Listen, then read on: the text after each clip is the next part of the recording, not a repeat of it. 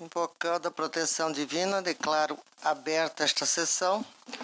Tribunal Regional Eleitoral de Mato Grosso, dando as boas-vindas aos meus pares, ilustres representantes do Ministério Público, servidores, advogados. Conclamo a apreciarem a ata da última sessão. Nada havendo a ser retificado, dou-a por aprovada.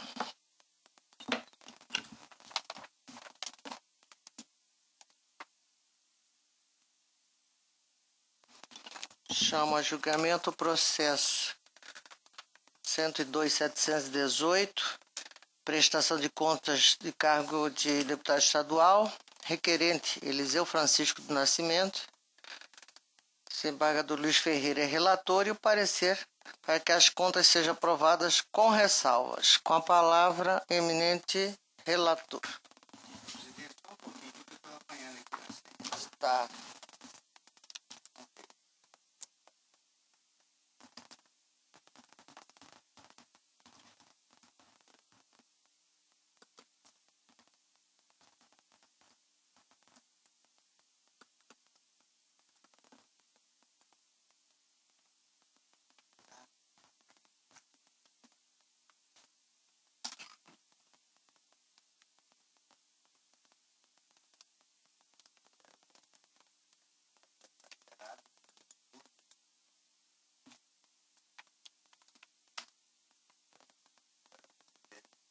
Pois não. O microfone, desembargador Luiz Ferreira. Trata-se de prestação de contas apresentada por Eliseu Francisco do Nascimento, candidato ao cargo de deputado estadual pelo Partido Democrata Cristão das eleições de 2014. Relatório preliminar emitido pela Coordenadoria de Controle Interno e Auditoria apontou inconsistência nas contas sob exame, solicitando por conseguinte respectivos documentos probatórios, folhas e folhas. Após ser intimado, o requerente juntou os esclarecimentos, prestação de contas retificadora e novos documentos. A CCIA emitiu o parecer técnico conclusivo que está juntado às folhas e folhas, manifestando pela aprovação das contas com ressalvas. Está a se manifestar outra Procuradoria Regional Eleitoral, requeriu diligências e, após a resposta apresentada pelo postulante, emitiu o parecer final pela aprovação das contas com ressalvas.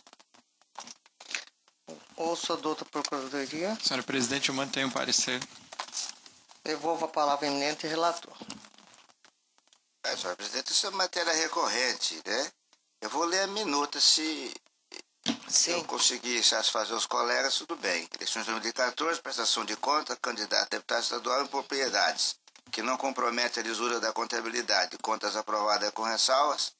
A prestação de contas apresentada com impropriedades, que não impede a Justiça Eleitoral de aferir com razoável grau de precisão a origem e a destinação dos recursos de campanha, merece aprovação com ressalvas. É o resumo do voto.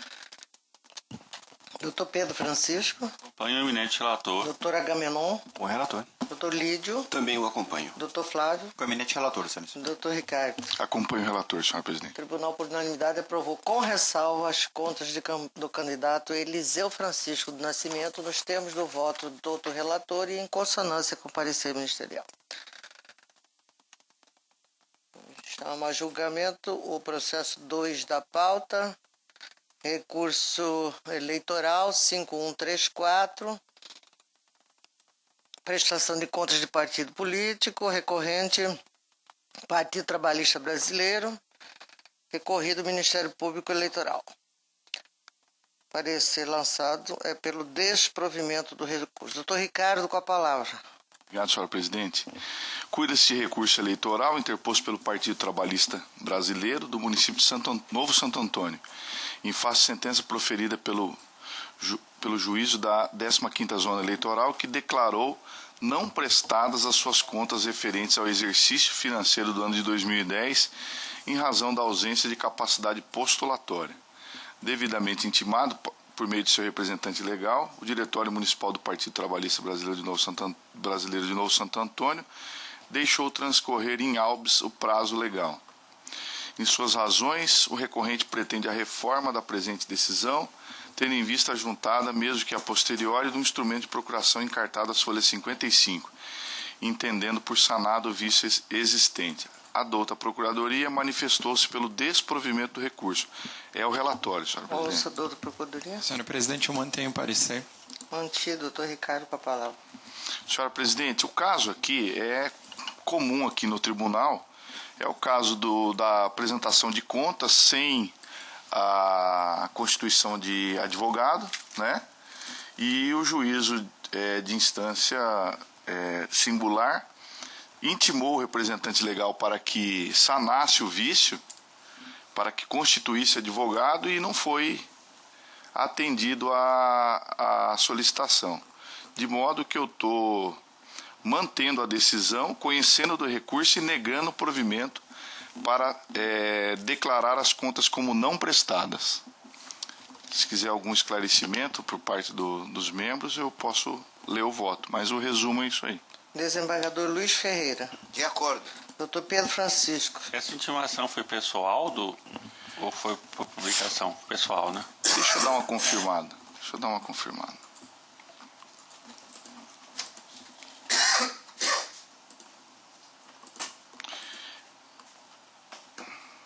Provavelmente ela foi pessoal, mas deixa eu só ver o relatório aqui, eu não me lembro de... Acho que é folhas 41, doutor Ricardo.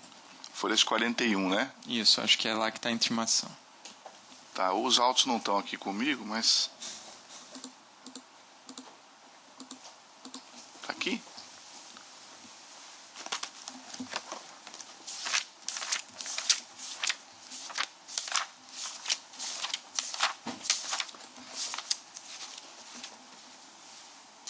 A intimação foi pessoal e detalhe, ela não foi evidente, porque como não tinha advogado, não tinha aqui, foi a intimação direcionada ao representante do partido político. Obrigado. Acompanho o eminente relator. Doutor Agamenon. Com o relator. Doutor Lídio. Também eu acompanho. Doutor Flávio Bertin. Acompanho o relator, excelência. Tribunal, por unanimidade, negou provimento ao recurso nos termos do voto do doutor relator em consonância com o parecer ministerial. 3 da pauta, processo 102.402, recorrente Partido Movimento Democrático Brasileiro de Nova Ubiratã, recorrente também ao Comitê Financeiro Único do Partido do PMDB de Nova Ubiratã, recorrido ao Ministério Público Eleitoral. Doutor Ricardo Almeida com a palavra. Obrigado, senhora presidente. Cuide-se de recurso eleitoral interposto pelo Comitê Financeiro e Diretório Municipal do Partido do Movimento Democrático Brasileiro do município de Nova Ubiratã, contra a sentença proferida pelo juízo da 43ª Zona Eleitoral, que declarou não prestadas as suas contas referentes ao pleito de 2012. O representante legal do Comitê Financeiro e da Direção Municipal do PMDB de Nova Ubiratã, após apresentar as presentes contas, foi devidamente intimado a constituir advogado no prazo de 3 dias. No entanto, quedou-se inerte. No parecer conclusivo de folha 133/134, a unidade técnica ressaltou a ausência de procurador constituído nos autos, em inobservância ao disposto do artigo 3º da Resolução 1201/2012 do Tribunal Regional Eleitoral. Consta as folhas 136 e 137, petição informando que a senhora Cristiane Lazarim Feijó estaria habilitada na função de presidente do partido. Trouxe aos autos cópia da ata de convenção municipal realizada em 25 de novembro de 2012 para comprovação. Requereu ainda a abertura de novo prazo para regularização processual, com a juntada de nova procuração. Porém, como a alteração informada não constava no sistema de gerenciamento de informações partidárias, eleitoral, a meritíssima juíza determinou que fosse intimado o representante da direção estadual do PMDB para constituir advogado no prazo de 3 dias. Devidamente intimado, a direção estadual do PMDB deixou transcorrer em autos o prazo assinalado. Em nova consulta efetuada em 30 de janeiro de 2014, a chefe do cartório constatou que o partido, ora recorrente, continuava com a situação de inativo perante os registros dessa justiça especializada. Diante desse quadro, a meritíssima juíza de piso entendeu por ausente pressuposto de constituição e de desenvolvimento válido e regular do processo, declarando ao final as contas como não prestadas. Em suas razões, o recorrente arguiu preliminar de falta de intimação para regularizar a representação processual. Pugna ao final pela reforma da decisão, reabrindo a oportunidade para regularização processual e que sejam analisadas as contas nos termos previstos na legislação. A douta Procuradoria manifestou-se pelo conhecimento e desprovimento do recurso. É o relatório. Ouça, doutor Procurador. Senhora presidente, eu mantenho o parecer. Mantido o parecer, devolvo a palavra, doutor Ricardo. Senhora presidente, por alguma razão, tem uma matéria preliminar que não está inserida no sistema, mas eu estou com o voto escrito aqui. É uma preliminar de ausência de intimação para regularização processual. Eu vou ler essa preliminar e depois passo a analisar o mérito, né? Então, a preliminar de falta de ausência de intimação para regularização processual. Alega o recorrente a preliminar de nulidade por falta de intimação para regularização processual, pois não houve por parte da meritíssima juíza comando para intimar o advogado para que providenciasse a regularização processual. Observa-se do presente caso que a juíza eleitoral, ao contrário do que alega o recorrente, não entendeu por irregular a representação processual, vício esse sanável e passível de correção na instância ordinária, mas sim por ausente a representação processual. Consequentemente, a ausência desse pressuposto processual, artigo 267-4 do CPC, tal seja a representação processual da parte, por se tratar de um requisito de validade, deve ser examinado de ofício, procedendo na forma determinada pelo artigo 13 do CPC. Isso porque o exame das contas de campanha submete-se à observância de todas as formalidades inerentes aos processos judiciais, inclusive no que diz respeito à capacidade postulatória. Convém trazer à colação recente decisão do Tribunal Superior Eleitoral, onde se evidencia a natureza jurisdicional do processo de prestação de contas, atraindo a observância de todas as formalidades constantes no processo judiciais, a saber, cito aqui jurisprudência do Tribunal Superior Eleitoral e destaco um trecho no agravo regimental em recurso especial 50947, onde diz: não há falar em violação do artigo 13 do CPC, pois não se deve confundir capacidade postulatória irregular, vício sanável e passível de correção na instância ordinária, com a falta de capacidade postulatória de natureza insanável e que não admite regularização. Ademais, mesmo se reconhecesse a aplicação do artigo 13 do CPC ao caso em tela, verifica-se com base na jurisprudência atual e demais entendimentos doutrinários que a intimação realizada na pessoa do representante do partido às folhas 130 restou acertada. Cito aqui uma jurisprudência do Superior Tribunal de Justiça, do ministro Paulo de Tarso Sanseverino, onde ele diz: a jurisprudência do STJ é pacífica no sentido de que a intimação para sanar vício de representação deve ser feita em nome da parte, pessoalmente, e não em nome do advogado, que não se sabe até então se realmente a representa. Tanto é assim que esta Corte tem adotado posicionamento nesse sentido, conforme acórdão 24.202, relator eminente Dr. Lídio Modesto da Silva, onde diz: não realização da intimação pessoal da parte interessada, existência de prejuízo, decretação de nulidade a partir do momento da intimação para regularização processual, realizado na pessoa do advogado. Então, no caso em questão, não houve a parte foi devidamente intimada, né, para que fosse sanada a questão da capacidade postulatória, isso às folhas 130, a intimação foi pessoal e, portanto, eu estou rejeitando essa preliminar. É como voto. Rejeitada a preliminar, eu consulto do desembargador Luiz Ferreira. De acordo. Doutor Pedro Francisco. Acompanho o eminente relator. Doutor Agamenon. Doutor Lídio. Também eu acompanho. Doutor Flávio. Acompanho o relator, excelência. Devolvo a palavra ao eminente relator.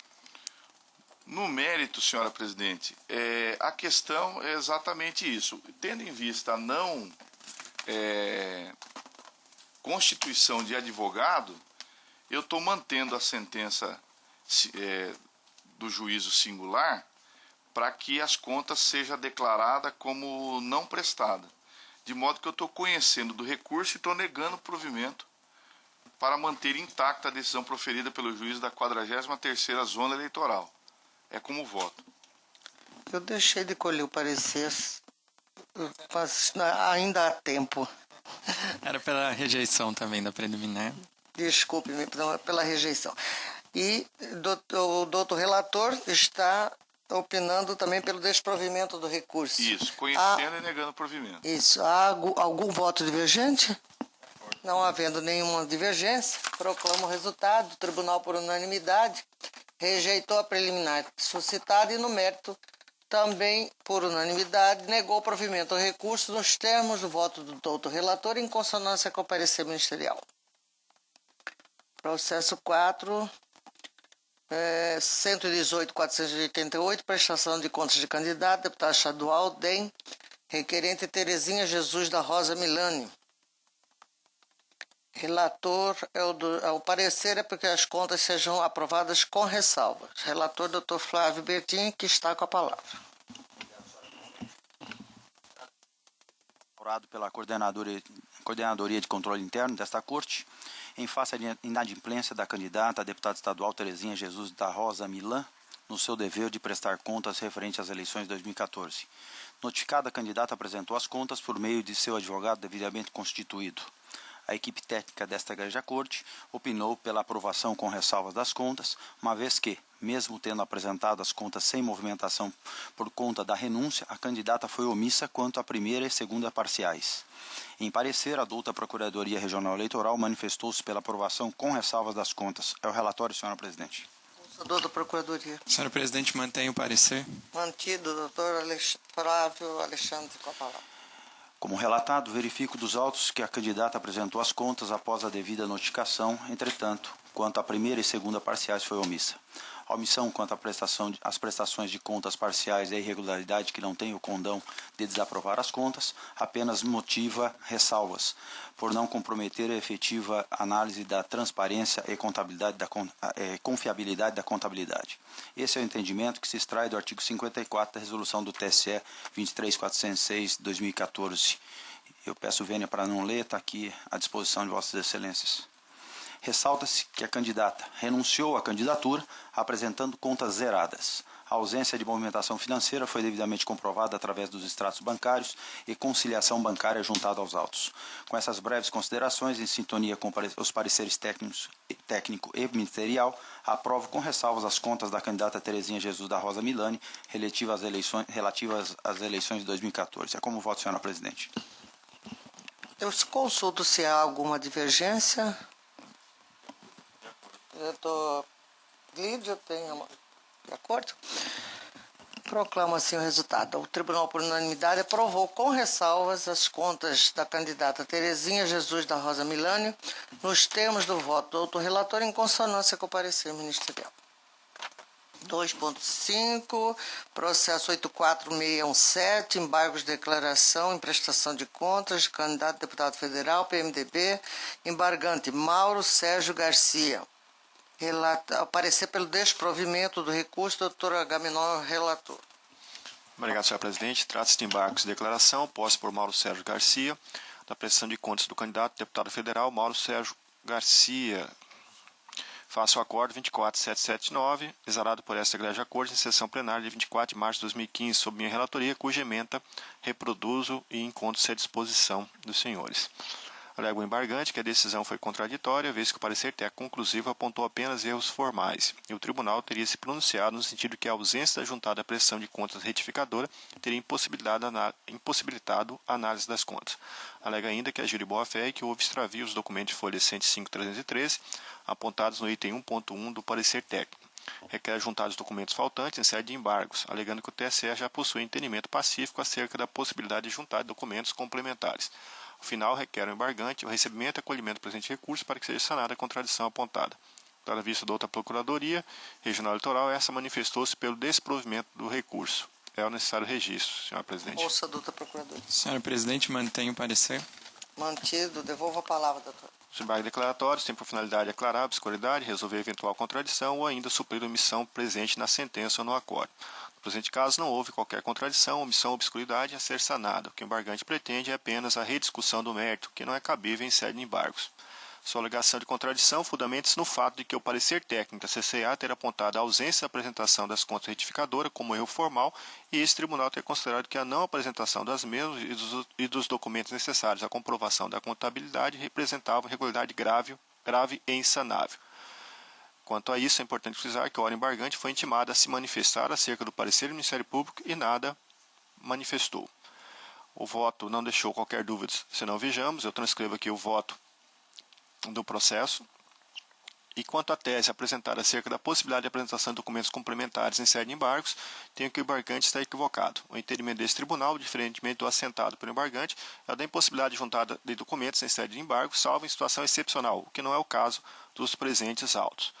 Trago aqui a jurisprudência dessa corte, uma da palavra do Dr. Brazac e outra do desembargador João Ferreira Filho. E concluo, sendo assim, não restam caracterizadas omissão e contradição, sustentada pelo embargante, que sua pretensão é rediscussão da matéria já debatida e decidida pelo egrégio plenário dessa corte. Suposto, não havendo omissão, contradição ou obscuridade, rejeite os embargos declaratórios. É como voto. Alguma divergência? Nada havendo, o tribunal, por unanimidade, negou provimento aos embargos nos termos do voto do doutor relator e em consonância com o parecer ministerial. Comunico a todos que na próxima sessão, no dia 21 de maio, na quinta-feira, presidirá a sessão o vice-presidente, desembargador Luiz Ferreira da Silva, em razão da minha participação no encontro na cidade de Maceió, das homenagens que a Ordem dos Advogados do Conselho Federal me prestará, e eu sinto muito honrada. E deverá estar aqui na vice-presidência o desembargador Pedro Sakamoto, que a desembargadora Maria Aparecida está em férias, não está no tribunal. Então, agradecendo a outras comunicações, agradecendo a todos, declaro encerrada a presente sessão. Desculpe-me, eu sempre deixar a palavra aberta, Vossa Excelência pode ficar à vontade, doutor Lídio, desculpe-me. Certo. Primeiramente, queria parabenizar o doutor Agamenon pela realização aí do nosso curso, E foi muito grato, satisfação de ter participado. E, na sequência, eu gostaria de solicitar que seja convocado meu substituto para a sessão de quinta, doutor Pampado, porque eu estarei ausente de Cuiabá nessa data. Tá. Vossa Excelência me abriu uma janela e uma porta ao mesmo tempo, que também estava, por um lapso, cometendo a indelicadeza de não deixar registrado aqui meus cumprimentos ao diretor da escola pela magnífica condução do seminário, do estudo, dos debates levado pela escola na semana anterior. Vossa Excelência está com a palavra. Sim. Obrigado, senhor presidente, obrigado, doutor Lídio e demais colegas. Eu queria, na verdade, eu até peguei uns números aqui só para informar a todos que foram 175 inscritos durante esse período, sendo que uma média de 116 alunos em média, nos 5 dias. O menor número foi na sexta, como era esperado, 78, e o maior número foi na terça-feira, com 137 alunos aqui na nossa escola. Eu, com grata satisfação, anuncio isso e agradeço aqui a participação do Dr. Douglas, Dr. Lídio,